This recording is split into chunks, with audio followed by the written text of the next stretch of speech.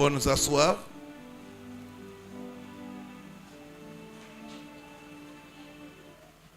Voilà, gloire à Dieu. Nous sommes petit à petit en train d'aller vers la fin de ce programme. Et je vais nous donner les instructions prophétiques par rapport à ce programme. Donc la première chose, Dieu m'a dit, c'est l'alliance du sang.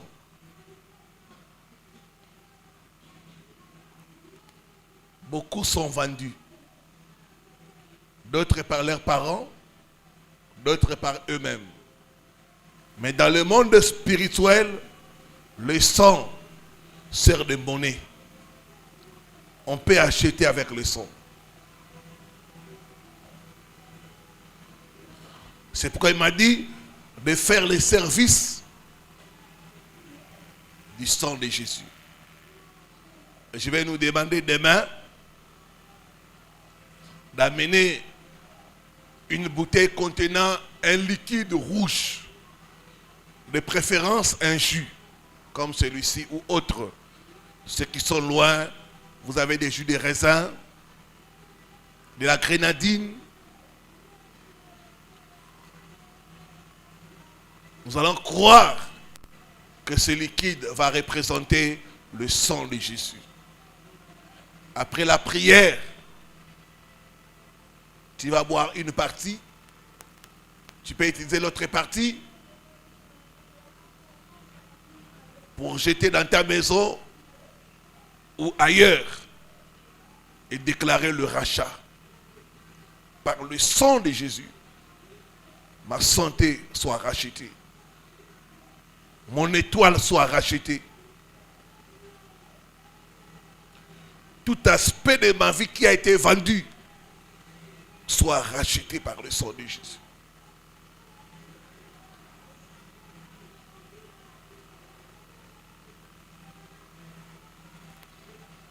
Donc nous allons faire ce service le vendredi et le dimanche, nous ferons la Sainte Seine. On va bénir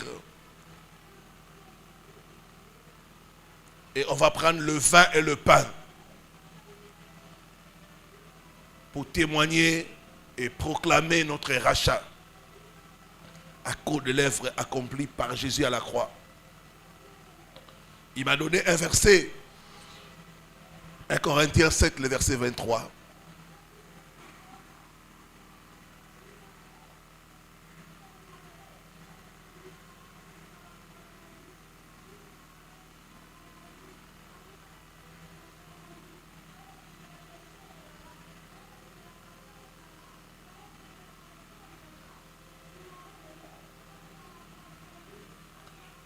Vous avez été rachetés à un grand prix.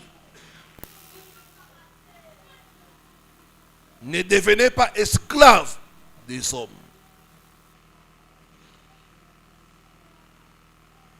Il dit, vous avez été rachetés à un grand prix. Et ce prix-là, c'est le sang. Dans le monde spirituel, on achète avec le sang. On rachète avec le sang. Quand quelque chose est vendu, on peut racheter cela avec le sang.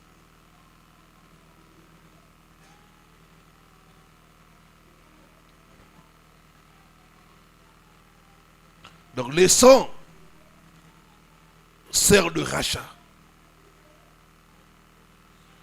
Il dit, vous avez été rachetés par le sang. Donc dans le monde spirituel, le sang sert de rachat. Nous allons utiliser les mystères du sang pour racheter nos vies, pour racheter nos santé, pour racheter tout ce qui est à nous.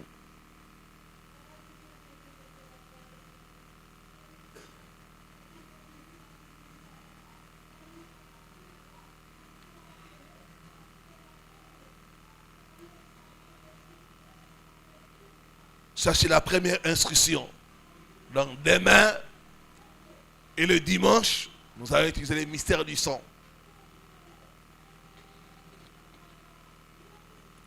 Et deuxième instruction, il m'a parlé de l'offrande. L'offrande de rachat. Ça existe. Exode 30, le verset 11.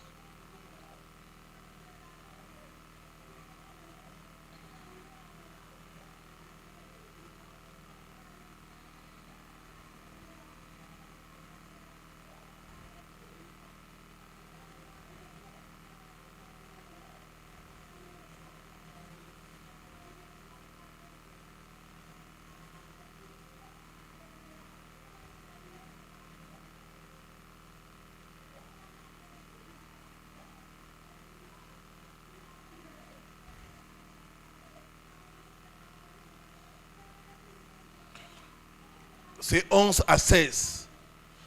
Mais lisons le verset 16. Tu recevras des enfants d'Israël l'argent du rachat. L'argent du rachat. Donc il existe l'offrande du rachat. Il dit, tu recevras des enfants d'Israël l'argent du rachat.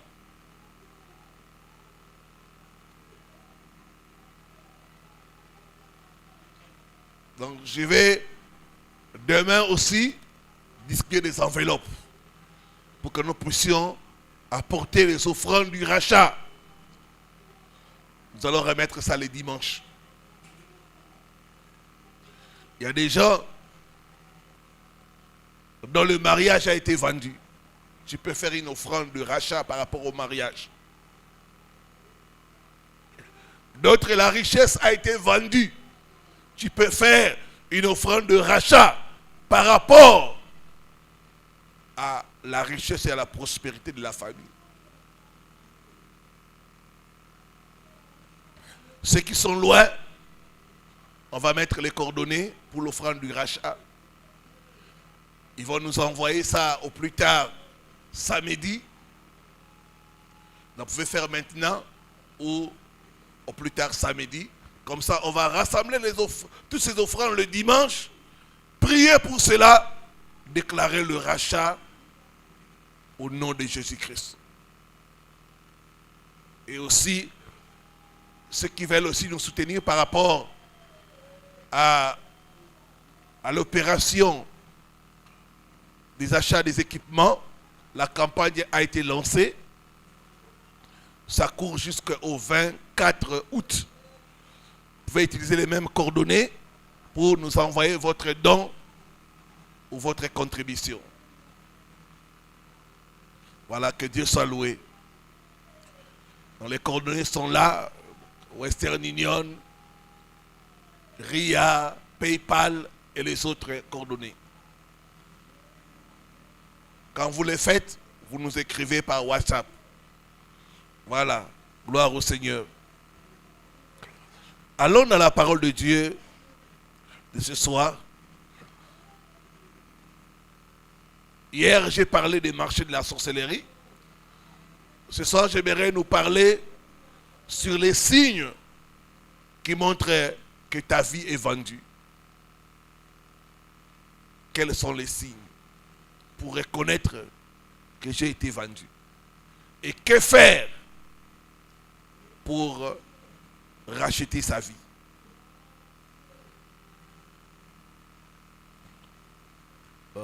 Nous sommes debout, nous allons lire le livre d'Esther, le chapitre 7, du 3e au 6e verset. Les signes d'une vie vendue.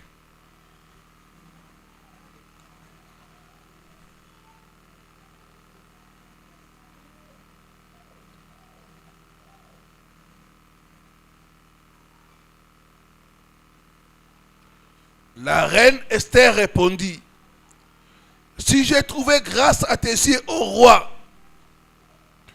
Et si le roi les trouve bons, accorde-moi la vie.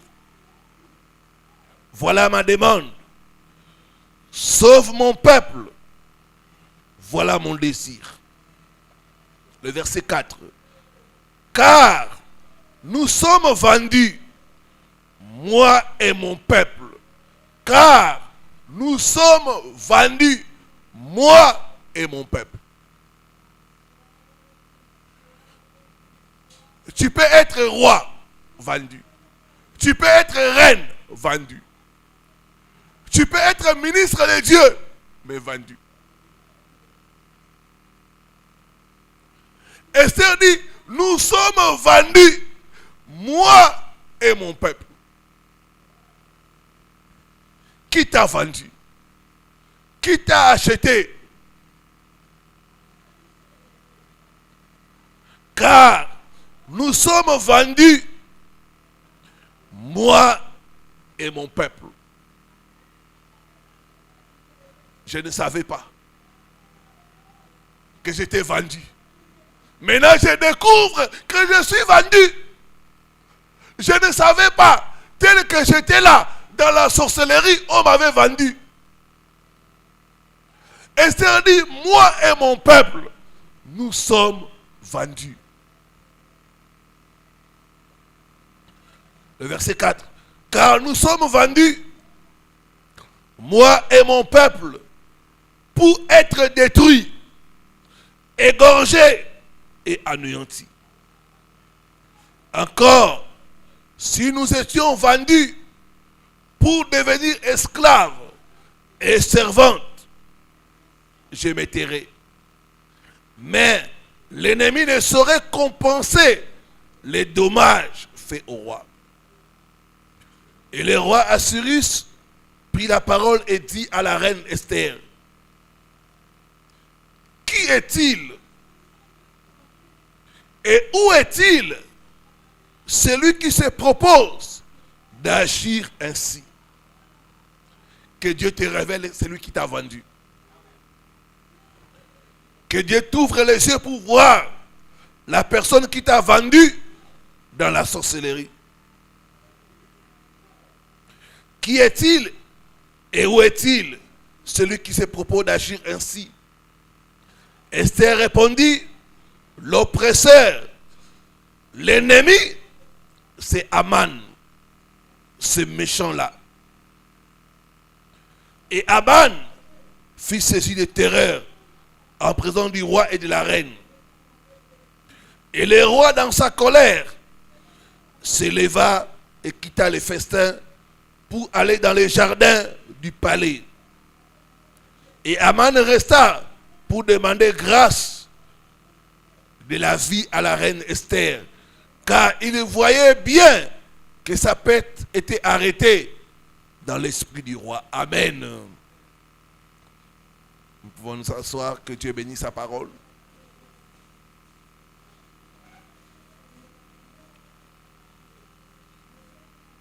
Comment savoir que nous sommes vendus dans le monde de la sorcellerie? 1. La description des bonnes choses. Esther dit, nous sommes vendus pour être détruits. Pour être détruits. Nous sommes vendus pour être détruits. Quand tu regardes ta vie, les bonnes choses sont en train de se détruire. Sache que tu es déjà vendu.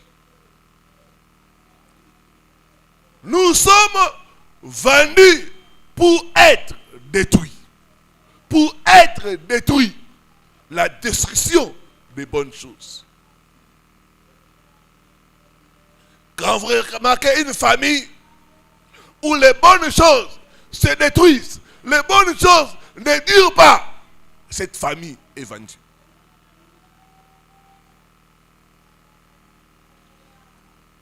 On va constater par exemple la destruction des finances.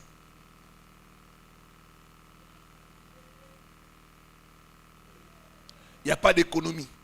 Rien. Ça, c'est le signe que la personne a été vendue dans la sorcellerie. J'ai reçu le cas d'une femme. Elle travaillait à Dubaï.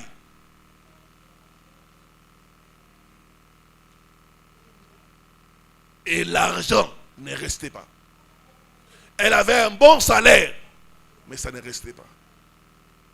Il dit, pasteur, je vois seulement l'argent. Tu gagnes autant, mais ça ne restait pas. Et quand nous sommes entrés en profondeur, on a compris que son père était un marabout. Et il avait vendu la richesse de toute la famille.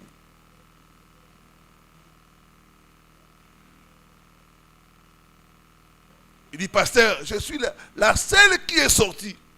Mais ça ne marche pas. Nous sommes vendus pour être détruits. La destruction des finances.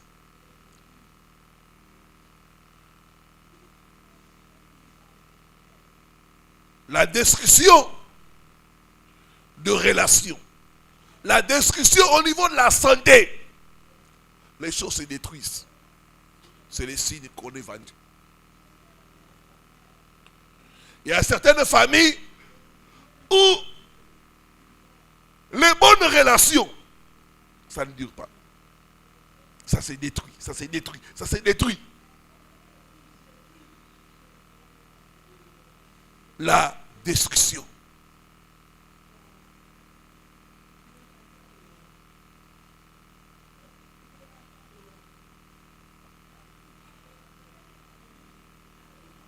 Et souvent, dans les rêves, vous allez constater certains rêves où vous voyez l'inondation. Quand vous dormez, vous voyez toujours l'inondation. L'inondation. L'inondation. Ça, c'est la destruction. D'autres peuvent dormir. Ils se voient toujours dans les rêves. Ils sont en train de perdre l'argent. Vous perdez l'argent dans les rêves. Parce que vos finances ont été vendues.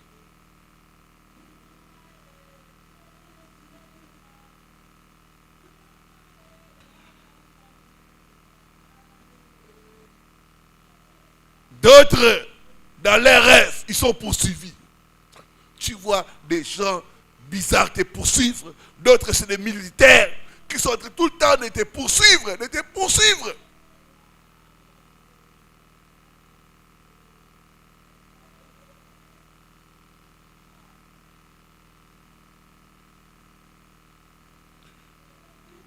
D'autres même dans les rêves, comme a dit une sœur, elle voit ses biens mis en vente.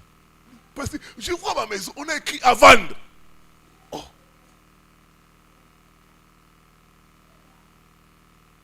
Donc tu vois même ta voiture, dans les rêves, on est en train de vendre ça. Ça veut dire quoi? Toi là, tel que tu es là, tu es vendu. Tes biens sont vendus dans le monde spirituel. Tu ne peux rien posséder. Et dans le monde physique, il y aura la destruction, la destruction, la destruction. Le travail se détruit. Les affaires se détruisent. Parce que c'est vendu dans le monde spirituel.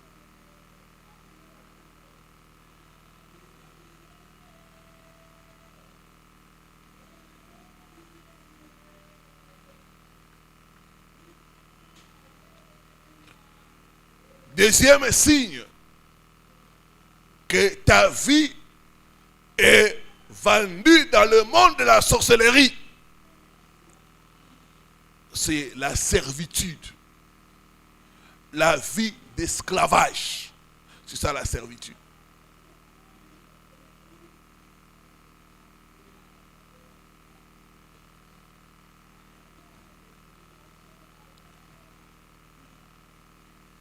Quand on te vend spirituellement, tu deviens esclave. Tu travailles pour les autres. Et ça, c'est l'expérience de beaucoup de gens. Ils sont en train de travailler, mais les salaires, c'est d'autres personnes qui reçoivent ça. Parce qu'ils sont vendus. La vie de servitude.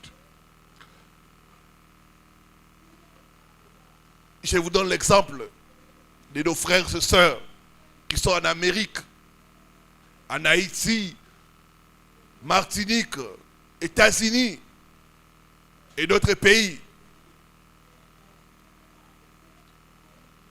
Ils sont allés là-bas en esclavage. Pourquoi? Parce qu'ils ont été vendus. Amen. C'est nos ancêtres qui les ont vendus aux Blancs. Les Blancs leur ont donné l'argent. Ils nous ont donné. Ils ont dit, prenez les hommes. Les Blancs les ont donné du sel, du sucre. Ils ont livré. Et nos frères et ceux qui ont été achetés par des Blancs sont allés en Amérique faire les travaux des champs. Ils sont devenus esclaves. Chaque vérité est parallèle. Dans le monde spirituel, quand on te vend, tu deviens esclave.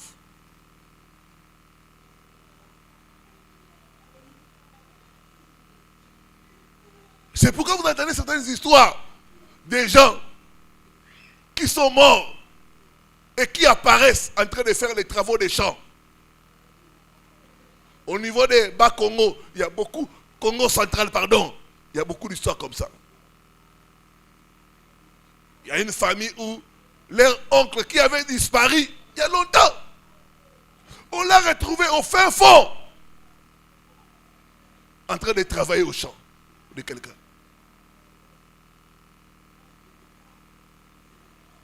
Quand vous êtes vendu, vous serez esclave.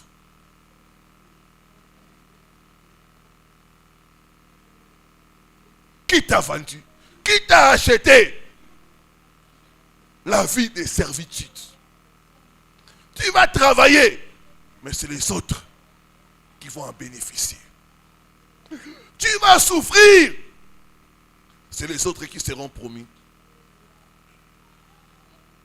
Beaucoup sont comme des escaliers. Les gens vous utilisent pour monter. Vous restez. Regardez l'escalier de l'avion. L'escalier là va nulle part. Et pourtant, il aide les gens à monter et à voyager. Combien de gens l'escalier a aidé à monter et à voyager? Mais l'escalier est toujours là. C'est ça la vie de la servitude. Tu aides les gens à réussir. Et toi-même, tu ne réussis pas. Tu donnes aux gens de bonnes idées. Ils font l'argent. Mais toi-même, tu es pauvre. La servitude, parce que tu es vendu.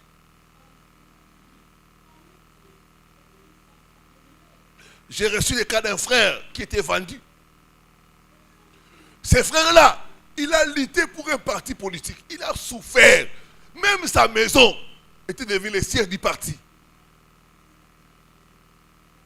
Sa femme préparait des grosses marmites de foufou pour les réunions du parti. Même le président du parti venait là-bas.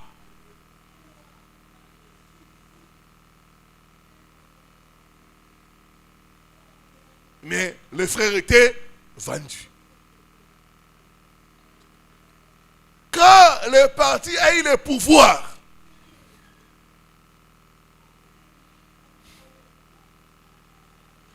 tout le monde a eu des postes, sauf le frère.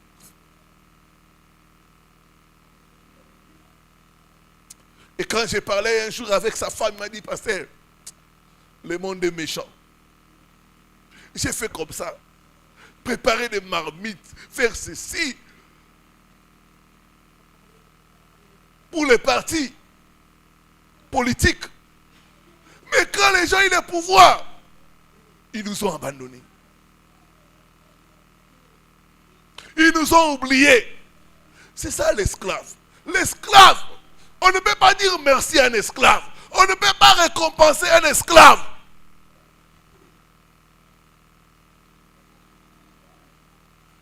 J'ai dit, toi et ton mari, cherchez la délivrance. Des fois, nous condamnons les gens alors que nous sommes vendus.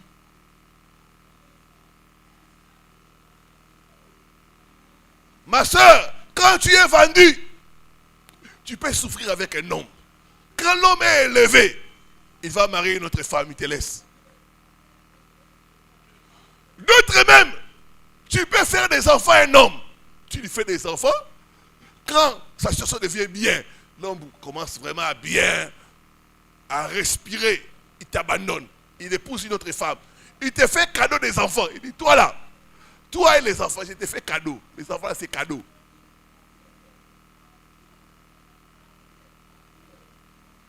Il part jouir avec une autre femme. Le problème c'est quoi? Parce que toi, tu es vendu. Quand j'étais à Belgique, j'ai rencontré une femme comme ça. Elle a souffert avec un blanc comme ça.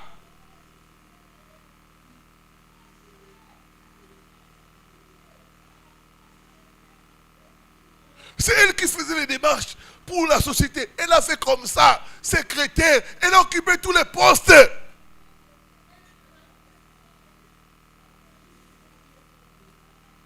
C'est elle qui donnait les idées. On investit dans ça, on investit dans ça.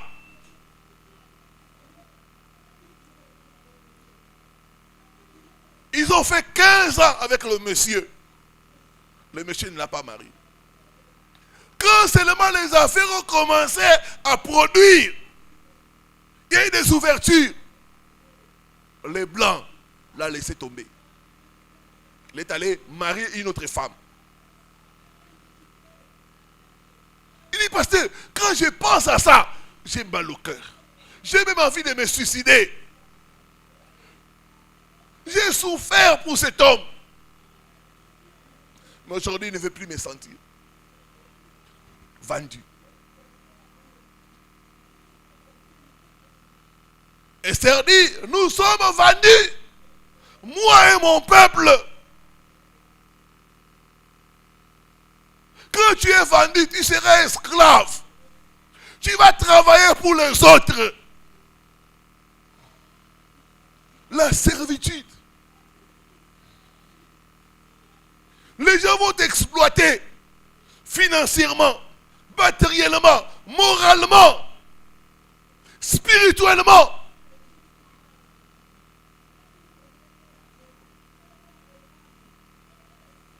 Quand ils sont bénis, ils t'oublient parce que toi tu es vendu. J'ai entendu l'histoire d'un pasteur.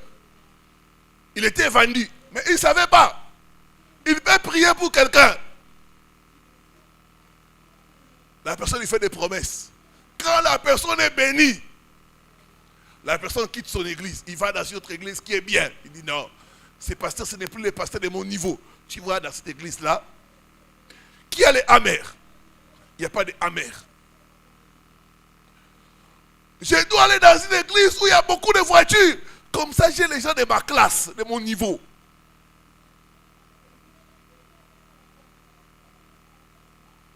Et la personne le bloque. Toujours comme ça, toujours comme ça. Quand il est entré en profondeur, il a découvert que dans la sorcellerie familiale, on l'avait vendu. Ma prière ce soir, toute vente de ta vie, de ton étoile, soit annulée par le sang de Jésus. Soit annulée par le sang de Jésus. Alors que tu dis Amen, ta vie est rachetée. Alors que tu dis Amen, tu es libéré.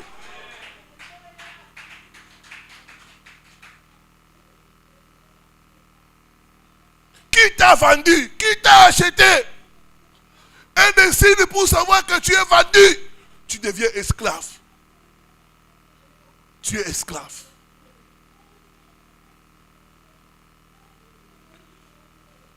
Et souvent dans les rêves, tu te verras dans les rêves, toujours en train de travailler. Les rêves de travailler la nuit. Tu fais des chants. Tu te réveilles cassé. Ça, c'est le signe de quelqu'un qui est vendu. On m'a raconté l'histoire de quelqu'un qui avait une ferme. Et dans cette ferme-là, on ne voyait jamais les ouvriers. Mais la ferme prospérait. On dit, mais où sont les gens qui travaillent ici? Personne. Comme le monsieur était dans la sorcellerie, il achetait. Lui, c'était un acheteur. Il achetait les gens, il les faisait travailler la nuit. Sur le plan mystique.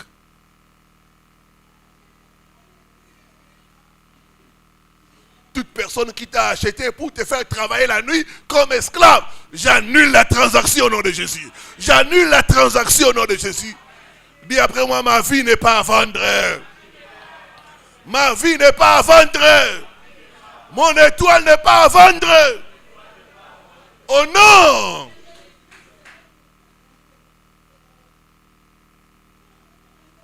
Qui te fait travailler la nuit? Pour que le matin, quand tu te réveilles, les dos, les mains fatiguées.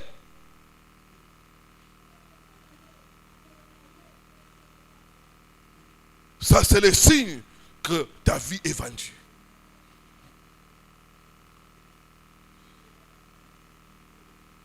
Rêver de laver les assiettes, de laver les toilettes. Toi, toutes les nuits, tu laves les toilettes. Tu laves les toilettes. Tu laves les toilettes. Tu es vendu. L'autre même se voit en train de préparer de grosses marmites de foufou. D'igname. J'ai reçu le cas d'une soeur. Elle est dans les affaires. Ça ne marche pas. Elle se bat, ça ne marche pas. Mais elle ne savait pas qu'elle était vendue. Elle a grandi chez sa tante. Et la nuit, quand elle dort, elle se voit là-bas. Soit en train de préparer les pondous, les feuilles de manioc. Soit en train de piler. Soit en train d'aller laisser les enfants de sa tante à l'école. Toute la nuit, elle se voit travailler pour sa tante. Et quand nous sommes entrés en profondeur, on a découvert que Satan l'avait vendu dans le monde de la sorcellerie. Donc elle travaillait, pas seulement physiquement, mais spirituellement pour sa tante. Un esclave n'a rien. Un esclave travaille pour les autres.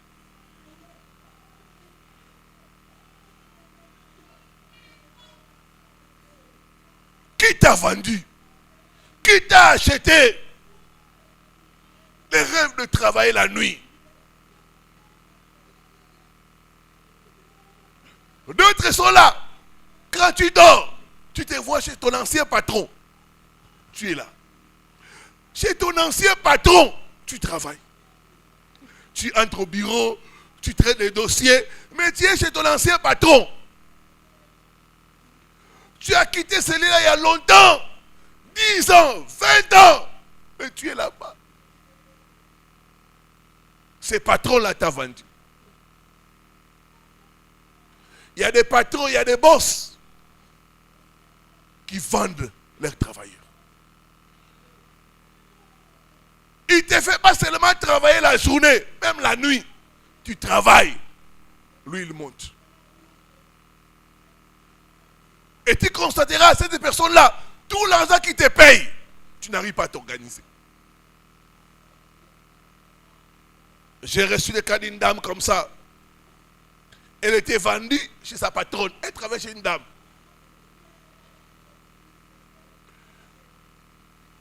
La journée. Mais la nuit, elle se voyait toujours chez cette dame-là, en train de travailler. Quand j'ai parlé de ces choses, que tu peux être vendu et tu es esclave, elle a commencé à prier. Je refuse d'être esclave la nuit. Je refuse de travailler pour quelqu'un la nuit. Mon étoile refuse de travailler pour quelqu'un la nuit. Oh non! Dis après moi, mon étoile refuse de travailler pour quelqu'un la nuit. Oh non!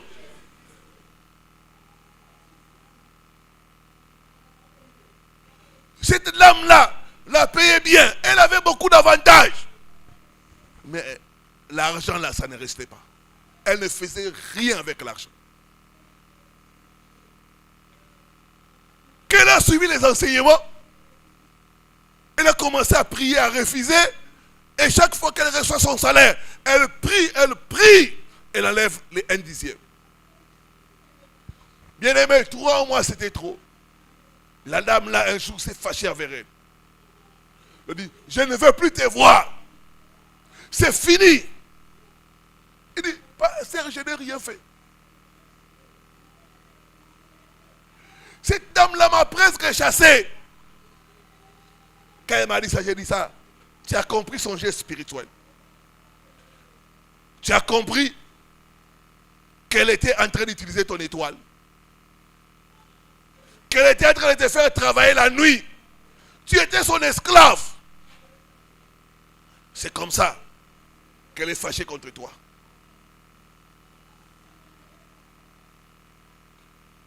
Bien après moi, tout contrat de vente qui me lie à une personne vivante ou décédée, que ce contrat soit résilié, soit résilié, soit résilié au nom de Jésus-Christ.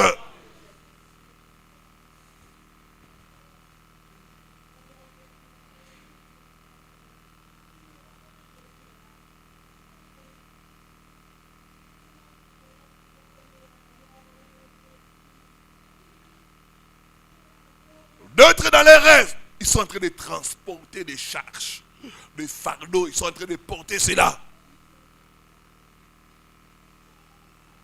Ça, c'est la servitude. D'autres, la nuit, ils sont en train d'ouvrir aux gens des portes.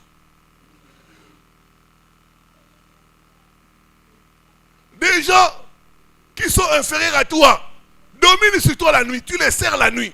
Tu es chef quelque part. Mais tes employés là, la nuit, c'est eux qui deviennent ton chef. Ta vie a été vendue. Ce soir, j'annule toute transaction de vente de ta vie au nom de Jésus-Christ.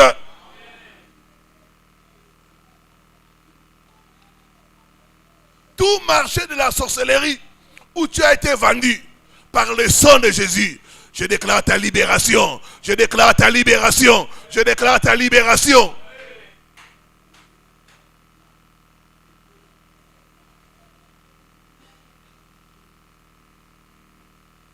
Troisième signe qui montre que ta vie est vendue, c'est quand tu mènes une vie de contrefaçon ou de photocopie. Je donne l'exemple. Il y a des gens, quand ils se regardent, ils se disent, non, ça ce n'est pas ma vie. J'ai vu la vie de quelqu'un d'autre.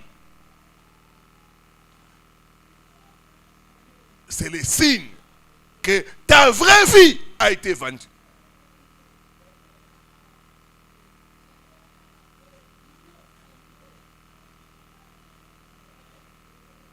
Il y a une soeur qui était venue il y a longtemps. Elle était venue pour la délivrance de son fiancé. Il me dit, pasteur, ça ne va pas avec mon fiancé. Il est très intelligent. Tous les gens qu'il forme ont du travail. Mais sauf lui.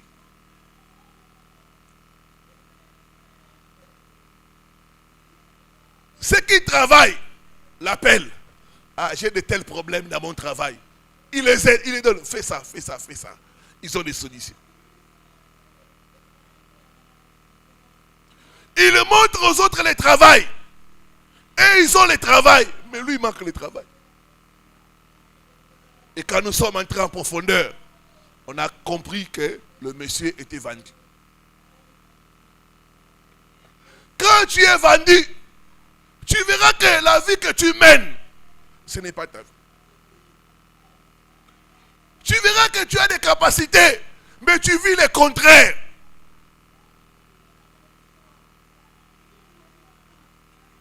Tu peux être une belle femme. C'est vrai, la beauté est relative. Mais tu vois, d'autres femmes qui ne sont pas belles, mais qui se marient facilement. Mais toi, c'est compliqué. C'est compliqué. Tu peux même des fois te comparer, te dire, telle personne me dépasse en quoi? Je sais comment cuisiner pour un homme. Je sais repasser les habits. Je sais parler à un homme. Mais aucun homme ne veut de moi. Aucun homme ne me demande un mariage.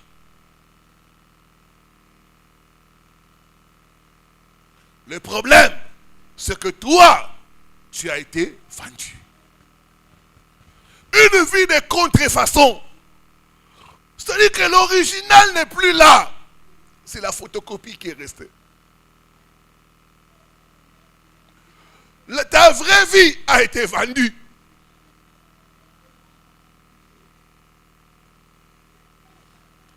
J'ai reçu le cas d'une famille. Leur papa avait beaucoup d'argent. Ils sont restés des héritiers et ils étaient en train de souffrir comme ça.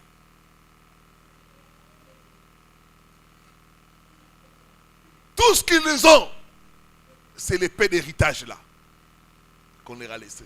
Et ils sont en train de se battre, ils sont en train de tuer pour l'héritage. Une vie de misère.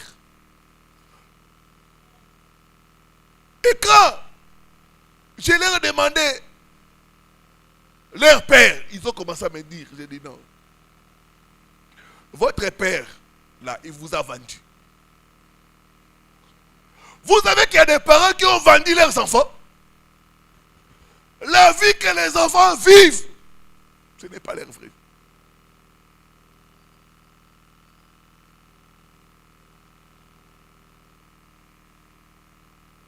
J'ai reçu ici à l'église un papa. À l'époque de Mobutu, il était quelqu'un de haut placé. C'est son fils qui l'a amené ici. Je lui ai posé des questions. Je lui ai dit, trouves-tu normal tes enfants que tu envoies en Europe, aucun n'a réussi. Ils sont dans la drogue, dans les chauves, dans la prostitution. Le fils se prostitue, elle n'arrive pas à se marier. Et tu me dis que tu n'as rien fait de mal. Non, je ne te crois pas. Je lui dis, papa, je ne te crois pas.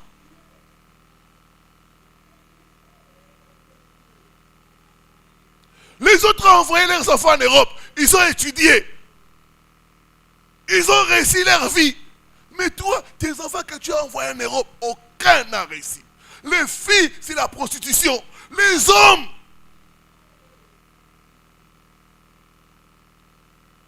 ils ne font rien.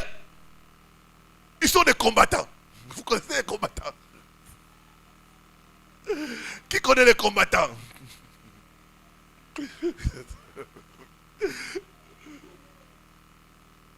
Les hommes sont des combattants.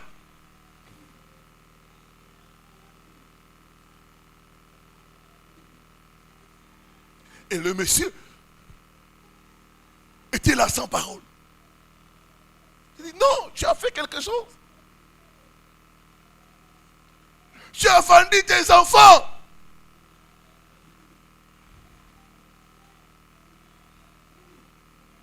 Qui t'a vendu? Quand les gens sont vendus, ils vont mener une vie de contrefaçon. Vous sentez que ça, ce n'est pas la vraie vie qu'ils doivent mener. C'est comme si on leur impose une vie.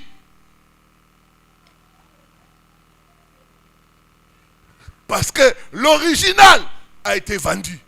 L'original a été sacrifié. Vous savez, L'enfant prodigue, un moment quand il s'est assis, il a dit non. Il dit la vie que je mène, ce n'est pas ma vie. Ce n'est pas ma vie. Ça, ce n'est pas ma vie. Il y a des gens qui se sont eux-mêmes vendus. Et quand tu t'assois comme ça, tu dis non, ça ce n'est pas ma vie.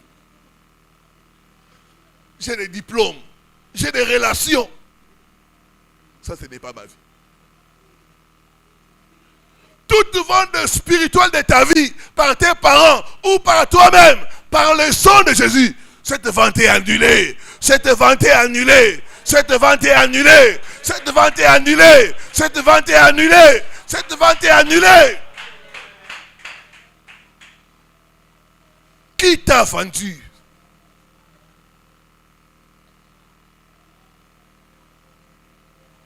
Pourquoi tant de souffrance dans votre famille? Qui a vendu votre famille? Regardez la vie que vous menez. Vous êtes en Europe pendant 10 ans, 20 ans. Mais quelle vie vous menez?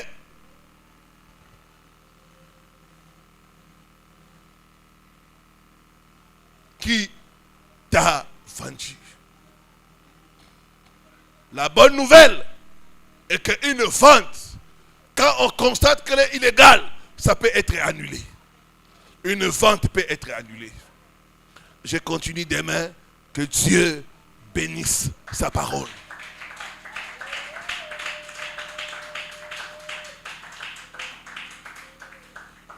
Dis après moi,